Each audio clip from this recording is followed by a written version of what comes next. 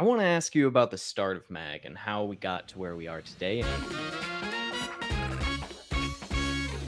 As someone who is a very high A driven individual, what is the exacts that are kind of going through your head during that 48-hour period? Is it something you had thought of before then that you just kind of enacted on, or was it really just a spur of the moment? So when I was working at Lights Online, which is owned by Progressive Lighting here in Georgia, it was a boring job. I was like not pushed at all. And I was waiting for the company to catch up to like the 17 ideas that I pitched. I had taken on some side hustle consulting just so that my skills were sharper. So during the year and a half I was working at the lighting company, I had taken on like 12 different side hustle consulting projects. When I got laid off, there was no thought of vacation. I was so bored already. I was like ready to start working. I like went home and I like fixed my resume. I'm just going to go right into it. And there's a lot of people listening to this that resonates with, because some of them just immediately get to work. But during that process, I knew that I needed to have some thinking time. I didn't put a lot of thinking time in. It was a heavy amount during that like couple of hours that I gave it though. I had a deck that goes out to the forest, looking outside of the forest. And the thought that I had really a hard time grappling with was, had I peaked? Age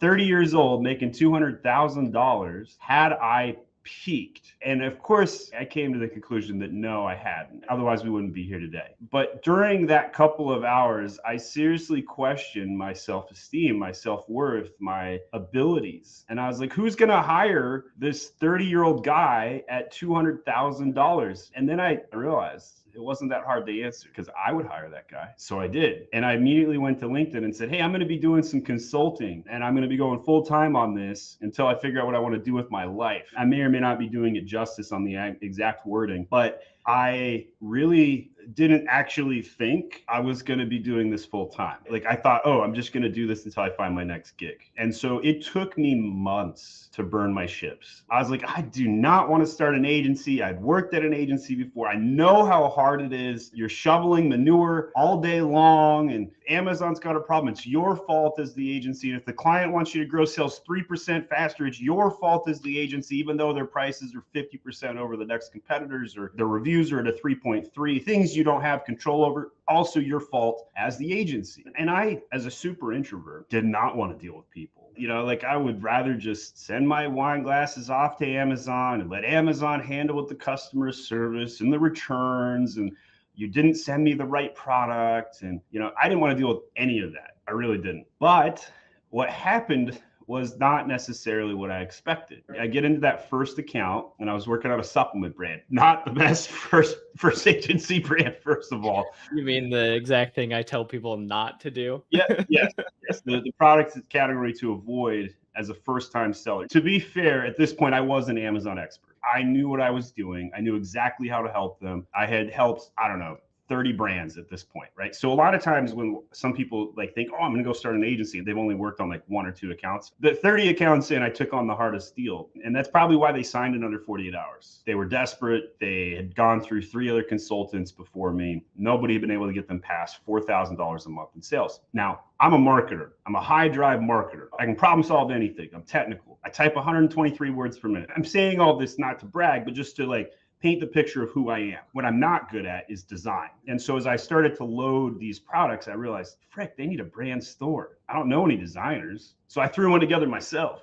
I just like piecemealed it. And then I shot a YouTube video about how I did it. It was like one of my first videos on my channel, and it got 250,000 hits. And it was like a guy who's not a designer. I don't even know if Canva existed at this point, 6.5 years ago. No design skills, put together a brand store. And it worked. By the way, this brand was so complicated. They had 5 brands. 5 supplement brands, and they're in Walgreens and Walmart. So the omni-channel, their UPCs were hijacked by the Chinese. So when I'm going to load the product, and like tutus were loading up on the screen, or some tweezers, and I'm like, this is a supplement, what's going on? And me trying to go back to the brand owner and explain this is like, we're gonna go buy some UPCs on eBay and reload these, all right? And they're like, no, we can't do that. I'm like, you don't have a choice. Like, all of your UPCs are burnt. And so I had to deal with that. But within the first like couple of months, by the end of day 90, I had them to $83,000 in monthly sales. And they thought I was a genius. They thought I was brilliant. And they're like, geez, Luis, Steven, how did you pull this off? And within that first couple of months, I also started making more YouTube videos, more content, more LinkedIn posts. And I got picked up by 14 different brands in the first 90 days. And I was making $43,000 in MRR, monthly recurring revenue, by the end of day 90. So everything just magically fell into place. So I had to hire really fast. I had to put an employee into my home. So we converted our guest bedroom into a makeshift office. I started calling people at my church. I'm like, do you know anybody? And I was serving in what's called the elders quorum presidency of my church. And he's like, yeah, my daughter, she's looking for a summer job. I'll take her. Call her up, start tomorrow. I need anybody. Do you know how to use Excel? Great. Show up at my house. And she's like, oh, I'll be right there. And my wife and I scrambled to remove the guest bed and like put up a makeshift like table desk, one of those foldable kind. And like we had an extra chair and we put it next to it. And we're like, okay, do we have outlets? We got outlets. Let's put in, one of those power strips. And boom, we're off to the races. Day one, I'm like, Excel file, figure out how to modify this data and put it into the spreadsheet, watch this video, and 8 hours of just merchandise this Excel file. That was day one for it. And she came back day two.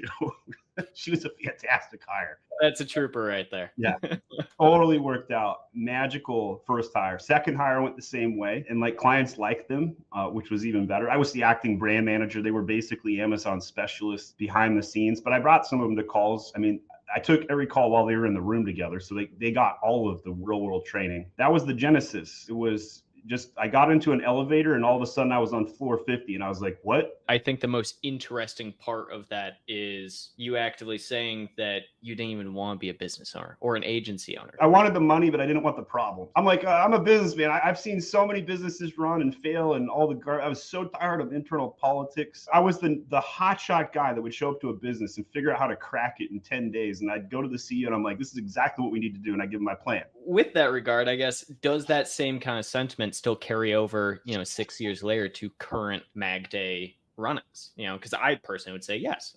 I feel like a lot of those similar thoughts, similar teachings, you still kind of hold very much dear with, how we operated and gotten to where we are. We're very good at keeping, everyone on the same page, rowing the same way and not being divulging. But same time, yes, dealing with brands, you're still actively looking at, okay, let's just get a single brand. What do they need? Let's give it to them and ask them then, hey, did you get what you want? That's the key, right? So the key to all of our business right now. Number one, ask the customer, what do you want? 2, give it to them. And 3, ask them, did you get what you wanted? Right? Like that's been the fundamental key to my success in growing my Amazon guide. Anybody listening to this, you can apply that to any business ever. That's been the real fundamental. But back to the politics for a brief moment. I learned from my corporate career. So I spent like 10 years in the corporate track, give or take. And some of that was Amazon focused, some of that wasn't. A couple of years was a TV reporter. 1 year I was redesigning the mobile app for Verizon Wireless as an agency. Crazy story. I don't talk a lot about it because I've got like some questionable NDAs, but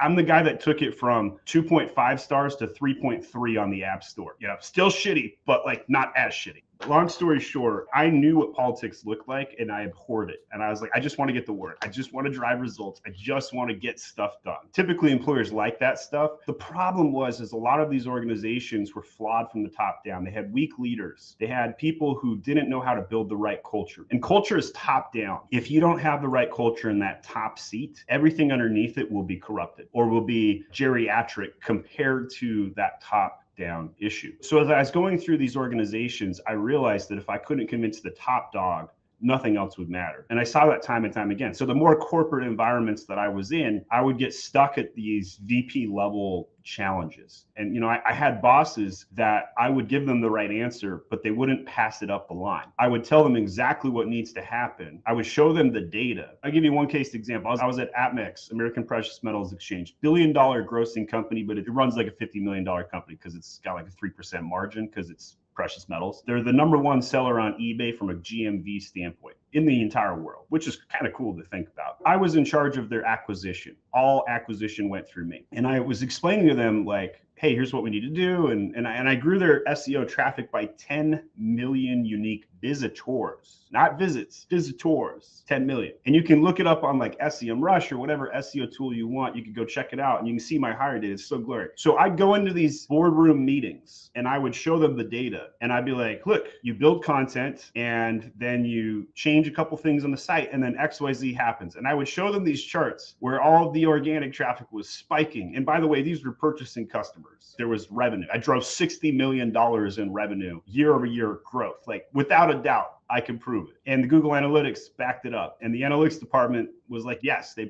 had like a full on analytics department, like 6 people deep. They all said, yes, he knows what he's talking about. And I'd go into these boardrooms and I'm like, cool, now that you guys bought into my process, here's what we need to do next. And they told me no. And I'm like, what do you mean no? And they're like, yeah, we're not going to do that. And I'm like, why? They're like, we don't necessarily believe it. I'm like, what do you mean you don't believe it? Look at the data. It's right here. So when I think about politics, I think about that moment more than any other moment because I couldn't persuade because of politics. I went in there 2 guns a-blazing, but rightfully so. It was a turnaround business. They needed me to come in there with guns a-blazing. They hired me knowing I was going to do guns a-blazing. And I went in with guns a-blazing. And then they're like, yeah, never mind. Whenever I think about politics, I think about how stupid that company was to let me go. And when I say let me go, I quit, right? Like I left. Because they wouldn't do what I said. Right? I wanted a company that would listen to me. And so Amazon, the nice thing about Amazon is I didn't have to deal with politics. And the nice thing about running your own company is that you can get rid of politics by just saying my way or the highway, I'll fire you or whatever. And I haven't had to do a lot of that, but I haven't had to do a lot of it because people are attracted to the no political environment. They're attracted to learning. If you want to learn more about Amazon, then this is the place. This is MAG. This is my Amazon guy. Number one reason somebody joins us is to learn. Number one reason somebody stays too is to learn. So if you want to learn, MAG is great. And the nice thing about learning is there doesn't have to be politics that interferes with learning. That's the kind of the history or the why behind the screw politics. And the closing thought I'll put on the political spectrum here is I have found that the less blurry lines are, the less politics there are. This is like the definition of your role and you fit into this box and you stay here. There's no politics because everybody's box is stacked together and you can make a pyramid, you can make a square, you can make whatever statute you want. But if you allow blurry lines and somebody starts like going out of their lines, that's when the politics start. I think it's kind of interesting. And there was one aspect there that brought up another question in my head of specifically something we utilize pretty heavily here. We touched on it a little bit ago, but culture index. And you talked about the culture of the leader at the top. When was culture index introduced and what kind of effect do you think on the politics and on just the general internal scope of MAG has that? So I onboarded culture index officially in June of 2021. So 3 years ago to basically the shooting of this conversation. Unofficially, I had started to look at culture index about a year and a half prior to that. So I had my own culture index results from a year and a half prior to that. And then I started to, get a couple of the culture index results of people around me. I had a socializer apply for my chief operating officer role. And the guy that gave me the survey result, he's like, don't make that hire. And I'm like, what do you mean? She's super nice. And he's like, exactly. You need somebody that's hostile. And I'm like, what do you mean? I need somebody hostile? And they're like, yeah, like if you put a nice person in charge of a bunch of people, what happens? And I'm like, I don't know, people like them. They can lead. And they're like, well, about that. Nice person can't hold other people accountable. And I'm like, whoa, tell me more about this. I started to learn about this. I realized that I needed to hire primarily high drive introverts who are impatient and detail oriented. And when you say it out loud like that, somebody who's never heard of culture index before, and they're like, what do you mean I need to hire high drive introverts who are impatient and detail oriented? This sounds ridiculous. And it does to the person who has no idea what we're talking about right now. But to the trained person, you can set up each role in a company based on parameters, based on a personality profile. And what we found is that certain roles do better with certain profiles, which makes sense. Just like the CIA would put together a personality profile of who would be a good field agent versus who would be somebody better pushing paper behind the desk. It those are two separate people, right? You probably need a charismatic person to sway the double agents over in China and Russia versus the person who's pushing paper. You just need somebody to follow direction. We figured the same thing out at my Amazon guy. And so what happened 3 years ago is I get the culture indexes of my leadership team, and I realized it wasn't the same leaders that I was going to need 3 years from now. But it took a long time to grapple with that. And I'm like, well, I'll just fix it by making new hires over time. I punted. I kicked the can down the curb. That's another challenge that leaders fall into. They know what needs to be done, but they delay decisions, and there's consequences to that. Just like you probably get like 40 DMs a day on LinkedIn about like sales pitches, right? No response is still a response in the sales funnel process. And no decision is still a decision in terms of the culture of a company. I came up very clearly. I knew exactly what I wanted to do 3 years ago, but it took years to implement it. A year in, I decided I was going to hire 100 interns because we couldn't hire enough people. It was like crazy. It was the number of deals we were closing in the hundreds, and we had like 100 people at max. So I go to the recruitment team on a Monday and I'm like, hey guys, I got an idea. We're going to hire 100 interns in 100 days. 24 hours go by. Tuesday rolls around. No hires. Guys, no, seriously, we're going to hire 100 interns right now. Wednesday rolls around. Nothing had been done as far as I could tell as the CEO. Like I had no updates, nothing. So I call a meeting. I'm like, guys, if offers don't go out by end of day-to-day, heads are going to roll. I'm serious. We're hiring 100 interns. Go West. By that end of the day on Wednesday, 22 offers had gone out. And the rest is history. It didn't even take us 21 days to hire the 100 interns. And we hired primarily out of the Philippines. We went virtual. It was incredible. And that was the trajectory of becoming an embraced educational company with lots of people focused on the same things that we're focused on. How much impact do you think the idea of implementing Culture Index has on where the company is now? Do you think we would even be close to where we are? What happens in agencies is people tend to hire emotional extroverts. For whatever reason, emotional extroverts are attracted to agencies. I can't explain it. I don't understand it, but as a super logical introvert who emotions go away, right? Like I've noticed it. I've got the culture index data of the space. Like I've given it to a lot of our friendly competitors. And I can tell you right now, like the average agency owner is a slightly high drive, super extrovert who's impatient and a big picture thinker. And generally,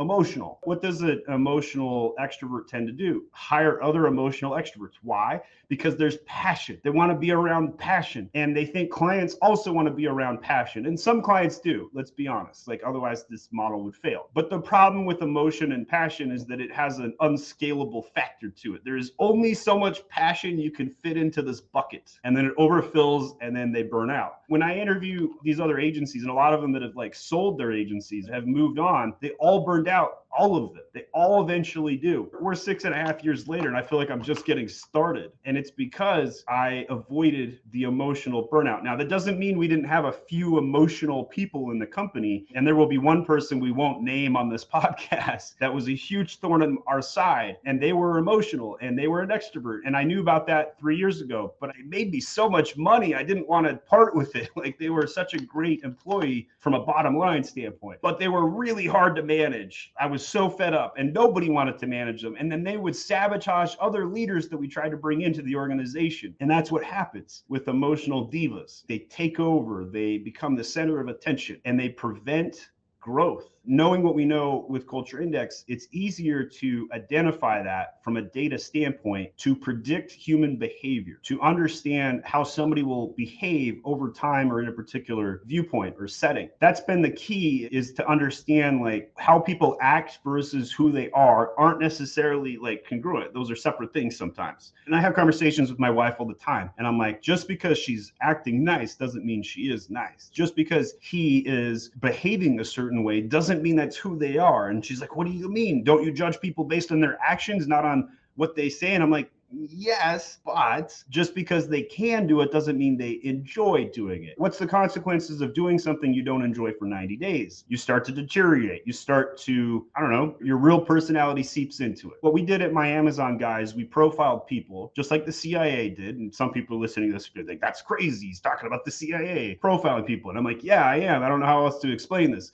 because it is unusual. But we profiled people to figure out, like, statistically speaking, the likelihood of people behaving a certain way and executing a certain behavior was actually calculatable. And at 540 employees today in 2024, I have enough data to validate the prediction. It was right. We are heading the right direction. We avoid the emotional extroverts. It makes the company easier to run, and it makes it more scalable.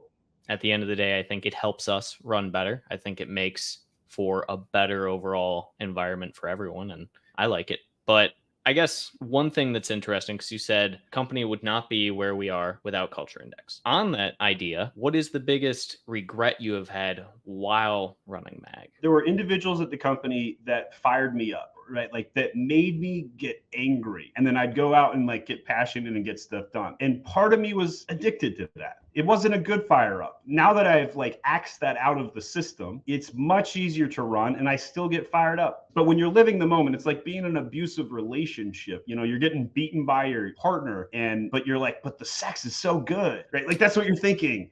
And that's kind of what it was like. And now that it's gone, I'm like, I could still have good things, right, without that. And it's healthier. I get where you're coming from, man. I get the idea of not doing something sooner. I feel like that's very common when it comes to, regrets, especially when it comes to like things that have done really, really well, right? Like, I mean, there's could even be the regret of like, hey, not starting the agency sooner, right? Like a lot of people would have. I don't think I learned anything in the corporate world. A lot of people will be like, oh, you got to live in the corporate world before you run your own company. I don't think so. At least not for me. All that I accomplished is I went around in the corporate world and I made all these other dudes millions of dollars, and they made these awful mistakes, right? Like, this one British company bought a $5 million warehouse in Baltimore, filled it to the brim of British goods, didn't relabel the rubbish bins trash cans, and they started printing catalogs and expected everything to sell. And they also thought you could get to California in a couple hours from Baltimore. Not really, but kind of they did, because a classic European trope of Americanism, where they think they can drive down from New York City to Miami and LA all in the same day or two. You can get to Paris from London in the same day, right? Like, very easily. Go over to Prague the next day, whatever, no problem. But obviously, the United States, very large company, geographical country. I'm here to say that I think almost every company is dysfunctional. And as a consultant or as an employee of these dysfunctional companies, I honestly don't know what a good company well run looks like. I structurally am blown away by how awful and how badly run most companies are. Like, it typically, let's say it's a 50-person company. At every 50-person company, 5 people keep it together. Less, like 10%. I have found that to be true time and time again, that most companies are dysfunctional and they're barely running. They're barely making profits. Some are not even making profits. When I was on the corporate track, all I learned was dysfunction. If I had just started on my own earlier, forget college even, just like straight out of high school, I'm here to tell you, I probably would have a bigger company. I'd be richer and more wealthy because of it. Most people won't say that. From the aspect you haven't seen anything really outside. I mean, I would say getting that perspective on the corporate world, having been in it, right, is probably the most value you've gotten out of it. I mean, not many people really are even willing to say that companies are ran poorly, and those that are usually don't have any idea how to actually fix the poorly ran company. So would that have given you at least like the bearing, if you hadn't done that, to know how to run this one? I've established that most companies are run poorly. Let's establish this next. Let's say that I know how to fix every one of these companies. That doesn't mean I can, right? Like, let that sit in for a second. Just because I know how to fix it doesn't mean I can fix it. So all of these backseat drivers, consultants who go around telling companies what to do, probably on more than a 55% chance, know actually how to fix these companies and are generally giving good advice. Otherwise, consultants wouldn't exist, right? But like, just because we know how to fix it doesn't mean we're capable of fixing it. Doesn't mean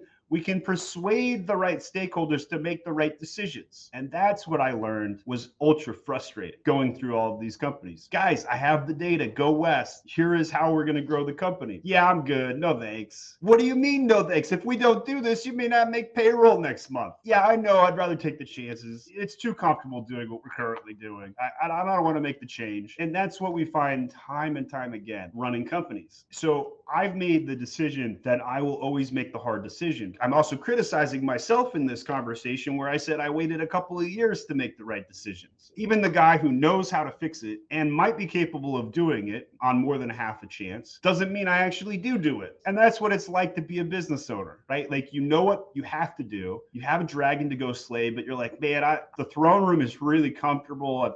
I've got it good right now. I've got grapes. I've got a wife, I've got kids. I'm just going to go shoot a boar deer. And let's talk about Game of Thrones for a second. I'm just going to go out in the wilderness and shoot a boar today, or a deer, or whatever. Now, that boar may be the guy that does me in and, get a tusk in the side of the belly here. And then all of a sudden the whole Game of Thrones thing starts up. And instead, what I should have been doing is going up to that nice wall and making sure we got enough crows up there to keep track of the iceman or whatever. But like, that's what it's like to be a business owner. You get comfortable. I've hit the I win button in life. I've made millions of dollars. I bought the dream house. I've got the family. I've got 5 kids, 8 and under. Got the nice car. I've got everything anybody ever could want. But it doesn't mean I will keep it if I don't continue making the right decisions, the tough decisions. So tough decisions are tough. They're hard. They're thick skinned. It's like trying to pierce the dragon's hide with an arrow or a ballista. It's not easy to do it. You have to gear yourself up, right? This is why a lot of CEOs spend a lot of time working on themselves. Like, if you look at the glow up of Jeff Bezos, for example, oh my goodness. He went from book nerd to like juggernaut, probably like vampiric, takes the blood of children and injects it. Like, you look at the dude. That was speculation. I think we actually do know he does those things. Let's be clear. But like, I find myself walking in the forest a lot. Why? Because it makes me face my demons. It makes me think about the big decision of the day. And I have to ramp up. I got to gear up. I got to go to war. Just like you do a war dance before you go into a war. That's what it takes to run a company and keep it going. People are adverse to change, especially the more friction you add into that change. And that's something I've realized time and time again. And I think that kind of rings true when you're talking about knowing how to do it, not necessarily capable of doing it. But at the same time, I think you touching on from the aspect of most people are also adverse to even doing change for themselves. Even harder when I think, you're in a position such as you, or probably not as Jeff Bezos, I would imagine. But for the average person running a company, especially if you already have a dysfunctional company, imagine trying to take care of yourself while simultaneously taking care of a dysfunctional child that you have built with all these employees and everything. Even at that same standpoint, it would be difficult, I think, for anyone to say they don't want to change. And that's where, especially when we look at my Amazon guy, where we're currently at, what is the necessary change that you're looking at for whether it's now, a year down the line, or even further, or something that you're contemplating on that change? Everybody thinks they want to change. Everybody says they want to change. But then when you actually put the decision in front of them and be like, today you need to do X, Y, Z to make this change, crickets start to enter the chat. It's structurally speaking, nobody wants to do the uncomfortable. And so getting comfortable with the uncomfortable is bar none the most important thing a leader can do. Just I'll interview a leader, and there's certain positions in our company, let's say executive. If somebody hasn't fired somebody before, I wouldn't hire them as an executive. And I had an interview with a potential executive, and he had decades of experience, whatever. And I'd ask him, I'm like, so how many people have you fired? And he's like, none. I make them all work. And I'm like, what do you mean you make them all work? That's impossible, statistically impossible. And if you're not willing to, do the uncomfortable thing and get on a tough conversation and, root out some evil, if you will, prune the garden, make it so that we've got some olive trees that are looking okay in the master of the garden, that's a challenge. That means you allowed some, roots to go bad, to some trees to go wild. If we look at my Amazon guy, I think the most uncomfortable thing I'm going to have to overcome in the next year or two is how to acquire another company. I have nightmares about this because I firmly believe the only way I could acquire somebody else's company is to do a full hostile takeover. And I don't necessarily know how people are going to respond to that. I'm thinking I go in and I'm like, okay, give me your clients, give me your people. And now everybody has to do it my way. And then we start giving out culture index and we realize that half the people in the company aren't going to fit in the same way. And we're like, shit, what do we do? Right? That's what I'm worried about happening. And so what kind of company should I go acquire? Should I acquire more Amazon businesses? Well, I don't know. My acquisition costs are probably lower to acquire a client than to acquire a business in our space. If agencies in our space are going for an average of 8x, what does that look like? Versus me going out and just paying a lot of money to acquire a client. All right, that's tough to figure out. Should I go acquire a Google business so I can add another service to our space? Well, those are trading at more like 3.5x. That's a little easier to buy. There's a dime a dozen, and they're all horses. There's no such thing as a unicorn Google PPC agency out there. Cool, makes sense. So then I think about, Facebook ads or TikTok or all these other platforms and partners I could potentially go buy. Or maybe I pick up an Amazon Japanese business, try and get into the third largest marketplace in the world and start doing Japan. We looked at a Canadian French speaking agency. Maybe we can get into some, French speaking circuits. I don't speak French. That's terrifying, right? So there's a lot of things we've been floating around in ideas, but that business development of trying to go west out to the super frontier where nobody has gone before. We've also thought about, and Noah, you're starting to become in charge of business development at my Amazon guy. We're structurally trying to figure out, how do we go upstream? How do we get the big clients? How do we get the $15,000 a month clients at MAG? Because we're the king of SMB right now. Man, 12 days to close a contract, super awesome. We do really good. Now, to close an enterprise account or a mid-market account, that's going to take like 8 months. What kind of budget do we need for that? What kind of team do we need to build for that? That's uncomfortable to think about too, because then we have to go out and build that. But 2.5 years ago, I didn't have an outbound sales team at all. We were 100% inbound. And so if we look at how we cracked that, it's the same process. Make a theory, go take some action. My spirit animal is a hummingbird. I don't believe in measuring twice and cutting once. I believe in just making a micro improvement every day, but like sometimes 17 micro improvements in the same day, because you got to get the nectar by the end of the day. Like, it doesn't feel good unless you do. So those are the things I'm thinking about doing right now at MAG. And I've had conversations with bankers. I've had conversations with M&A people. I want to throw up in my mouth a little bit every time I do it. Something you did say, which was kind of interesting, is you can always just add into the acquisition agreement, every employee has to take culture index before papers are signed. Easy as that. And then whether or not it's worth it. Exactly what will happen if you ever do that. I already know the data is going to be, half good, half not. I already know that. Ruin every single deal that comes through the door. It could. I mean, the ones that have their people so right won't want to sell anyway, which has been the next problem. I look at like me and Elias with Trivium. I'm like, I'll buy your company, dude. Like I talk to him like every other month, like, hey, you want to sell me a piece today? He's like, I don't need you. And I'm like, I know you don't, but it's fun. And he's out like becoming a super YouTuber, doing his thing, and gave him a bunch of advice. I told him how to do thumbnails, and now all of a sudden he's out ranking my own videos. And I'm like, damn it, I should have bought the company, right? Like that's what happens. The YouTube has always been so interesting to me. So why content? Is there a specific reason when you got everything started, you went content wise rather than just going, into typical agency, which typical agency I would imagine is usually just, hey, let's throw a ton of money at Facebook ads, Google ads, everything. What led you into exactly this, the core 4 of your lead gen? All right, so Alex or Mosey fans will appreciate this. So here's the 4 quads of lead gen. So that first LinkedIn post was kind of a warm outreach, right? Like, hey, do you know anybody? I hadn't built any content yet. I got a warm intro in the first 48 hours, signed a deal. That's warm intro. Every failed startup I worked at, like the people I worked at that were competent would intro me to their next company, and I would end up getting a side hustle consulting deal, like a crazy amount. My largest referral tree is 23 deep.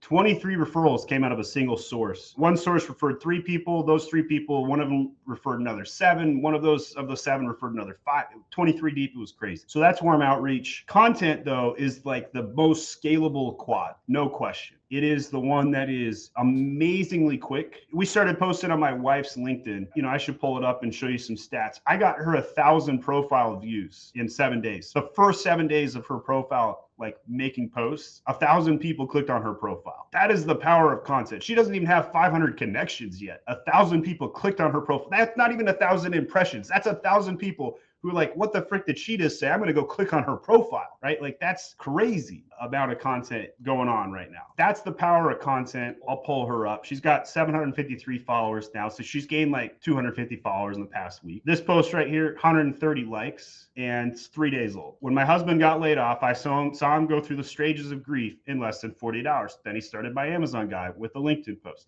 Very much the same narrative we talked about today. Stephen Pope has lost a lot of jobs in his career. He was fired from being a reporter. 3 companies literally went under. 2 times he was laid off. One boss asked him to look for another gig. That's interesting content. Who talks about this stuff on LinkedIn? Nobody does. Emily right? has a great storytelling cadence from all of the posts that I've seen so far. She's really good at that. And yeah, it's exactly as you say. Content that other people are not making. Especially on LinkedIn. It's one of those Wild West where most people are just, doing typical thing that every other person on LinkedIn is doing. Nobody on LinkedIn for some reason wants to do different things and wants to talk about things. Because it's scary. It's uncomfortable. Can you imagine putting yourself out there like that? Like, oh my goodness. So that's content. That's what content looks like. And by the way, it took weeks for me to convince my wife to do this. Like I had to be like, honey, tell you what, if I can't get you to 50 likes in the first 5 posts, I won't ever, suggest it again. And then the first couple posts, I get like 100 plus. And I'm like, see, told you people want to see this stuff.